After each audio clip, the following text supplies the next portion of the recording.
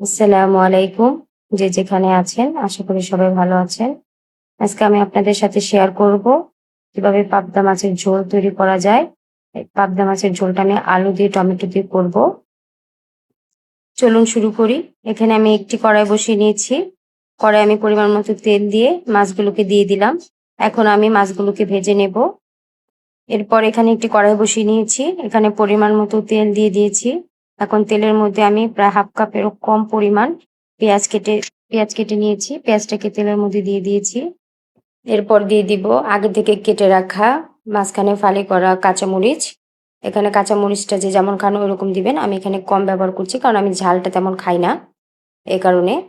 এখন আমি পেঁয়াজটাকে ব্রাউন কালার ভেজে নিব। এই তো দেখতে পাচ্ছেন ব্রাউন কালার করে ভাজা হয়ে গেছে। এখন আমি এর মধ্যে সামান্য একটু পানি অ্যাড করে দিব। এই তো পানি অ্যাড করে দিচ্ছি।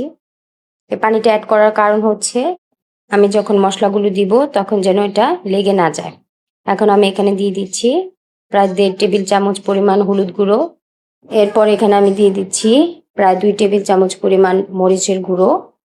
এখন আমি এখানে একটু নাড়াচাড়া দিয়ে নিচ্ছি। এরপর এখানে আমি দিয়ে দিব প্রায় 1 চামচের মতো ধনিয়া গুঁড়ো। আমি তরকারিতে মশলাটা অনেকটা কম ব্যবহার করি কারণ আমার কম মশলা দিয়ে তরকারিটা খেতে ভালো লাগে। এখানে দিয়ে দিচ্ছি আমি স্বাদ মতো লবণ। আপনারা লবণটা যে যেরকম খান ওরকম দিয়ে নেবেন। কম বেশি হলে পরে চেক করে নেবেন। এখন আমি মশলাটা একটু নাড়া দিয়ে নিয়েছি। এর মধ্যে এখন দিয়ে দিব আদা রসুন জিরে বাটা। আমি আদা রসুন জিরেটাকে একসাথে ব্লেন্ডারে করে নিই। আপনারা চাইলে আলাদা আলাদা করে দিতে পারেন। এরপর মশলাটা যখন ভালো মতো কষানো হয়ে গেল তখন আমি এখানে দিয়ে দিলাম আলু। আলুগুলোকে এখন আমি ভালো করে নেড়ে চেড়ে নেব। দেখতে পাচ্ছেন আমি অফ ক্যামেরা আলুটাকে ভালো করে নেড়ে নিয়েছি। এখন আমি ঢাকনা দিয়ে ঢেকে প্রায় 3 থেকে 4 মিনিট এটাকে কষিয়ে নেব। দেখতে পাচ্ছেন অনেক সুন্দর করে কিন্তু আলুটাকে কষানো হয়ে গেছে। এরপর যে আমি একটু নেড়ে চেড়ে নিচ্ছি। নেড়ে চেড়ে নেওয়ার পর আমি এখানে দিয়ে দিব হচ্ছে পরিমাণ মতো কিছুটা পানি। পর আমি ঢাকনা দিয়ে 5 মিনিটের জন্য ঢেকে দেব। এই তো দেখতে পাচ্ছেন 5 মিনিট পর এখন আমি এখানে দিয়ে দিব আগে থেকে ধুয়ে রাখা টমেটোগুলো। আমি এখানে টমেটোটাকে 4 খণ্ড করেছি। এভাবে আমি 3টে টমেটো দিয়ে এখানে রান্না করছি। এই তো দেখতে পাচ্ছেন।